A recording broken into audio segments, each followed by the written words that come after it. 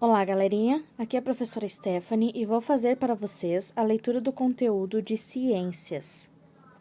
Elementos da tabela periódica. Como já vimos em outras aulas, a tabela periódica pode ser dividida de várias formas para ser estudada. Entre essas divisões de estudos estão os elementos cisurânicos, ou elementos naturais, e elementos transurânicos. Elementos cisurânicos.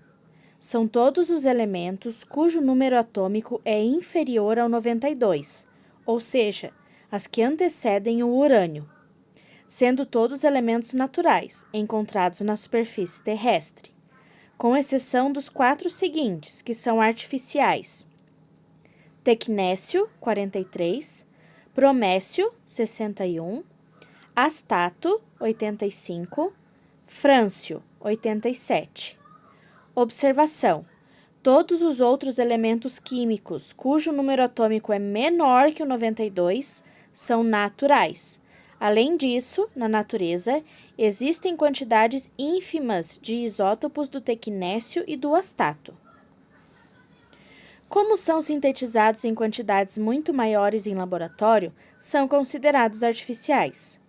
Cada um dos elementos cisurânicos apresenta características em comum, tais como: são sólidos em temperatura ambiente, são elementos metálicos, com exceção do astato, que segue as características dos outros halogênios, ametais, possuem baixa energia de ionização e eletronegatividade em relação a todos os ametais existentes, apresentam átomos cujos raios atômicos são maiores em relação aos ametais, são radioativos, apresentam diversos isótopos.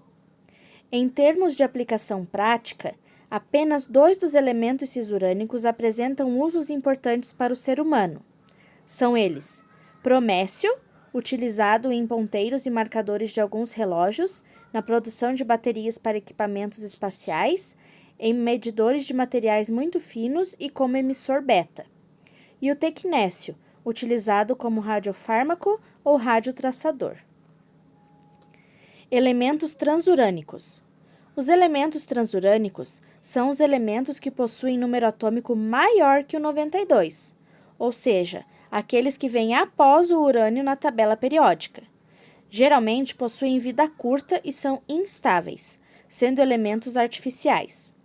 São obtidos em laboratórios por meio de fusão ou colisão, quando se bombardeiam núcleos de outros elementos com nêutrons, fazendo com que os meios se desintegrem e gerando novos elementos. Mas estes, por vez, são muito instáveis, pois possuem uma grande quantidade de energia, nêutrons e prótons em seu núcleo. Dependendo do elemento, durante menos que um segundo, se desintegrando novamente e gerando outros elementos de núcleo mais estável e menor. São reconhecidos pela IUPAC, União Internacional da Química Pura e Aplicada, somente os elementos até o número atômico 111, mesmo havendo relatos de elementos descobertos de número atômico 112, 113, 114, 115, 116 e 118. Atividade 1. Basicamente, o que separa um elemento cisurânico de um elemento transurânico? 2. Qual a importância de termos elementos criados em laboratório? Para responder essas duas questões, vocês podem recorrer a esse vídeo onde eu faço a leitura do conteúdo e também a explicação do professor. Nesses materiais é possível encontrar as respostas. Se precisarem de mim, estou por aqui. Fiquem em casa, bons estudos!